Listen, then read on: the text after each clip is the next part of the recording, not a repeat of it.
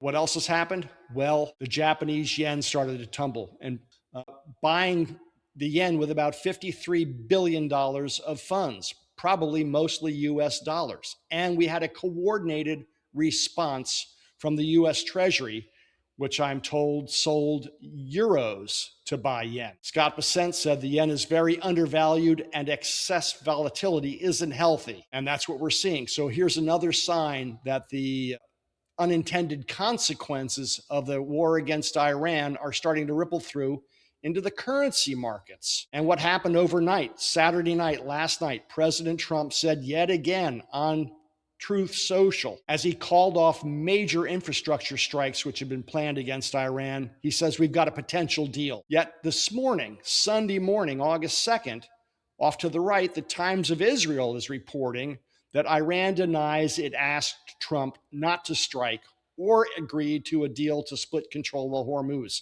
Well, we've seen this one before. The point is, President Trump may no longer be able to jawbone the price of oil lower as we really hit lower tank bottoms and real supply shortages start to emerge. When molecules are actually missing, no amount of jawboning can affect that price. And that may be the point that we're at now. Time will tell. And here's a chart of the yen versus the dollar. Now, we had a similar intervention in April, where over 6 days, the Japanese invested about $63 billion in propping the yen up. And that didn't hold. The yen eroded further, now to its lowest point in a couple of years.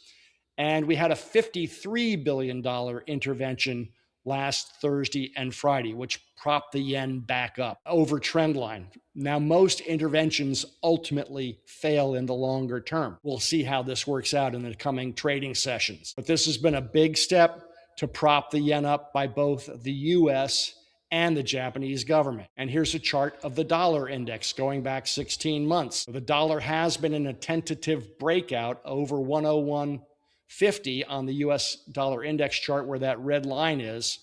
I labeled that breakout or fake out. And right now with this intervention, it looks like a fake out. But this is a market intervention, not true market forces at work. So we could see a bit of a rebound here.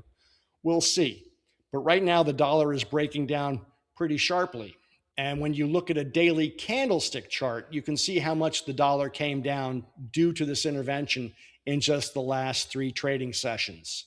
Down sharply and still below the peak that it hit when it first broke out at 101.80. But what I've seen recently is the most direct inverse correlation between gold and the dollar that we've seen since the war broke out. Previously, the transmission mechanism has been higher oil, higher inflation expectations, higher yields, lower gold. But gold has been resisting those higher yields, which is a really good sign.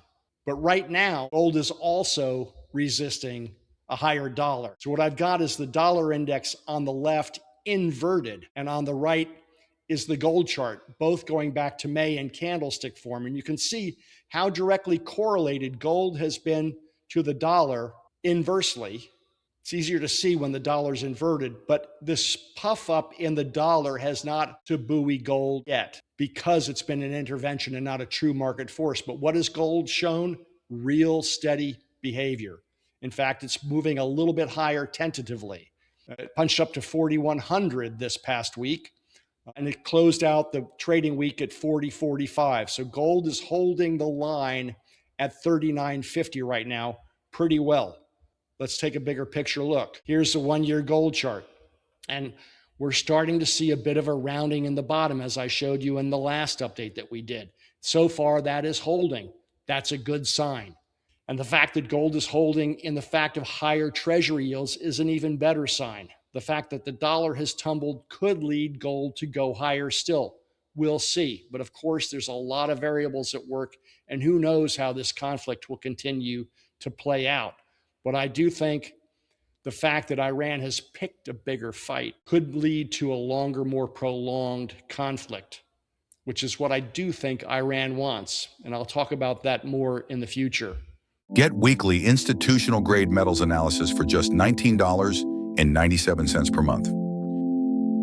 Donna Samuelson, 46-year gold market veteran and protege of the man who re-legalized private gold ownership in America, just launched a new Substack that helps you stay informed about what's really moving gold and silver. No hype, no price target theatrics, just the clearest read on the metals markets in a format that actually fits your day.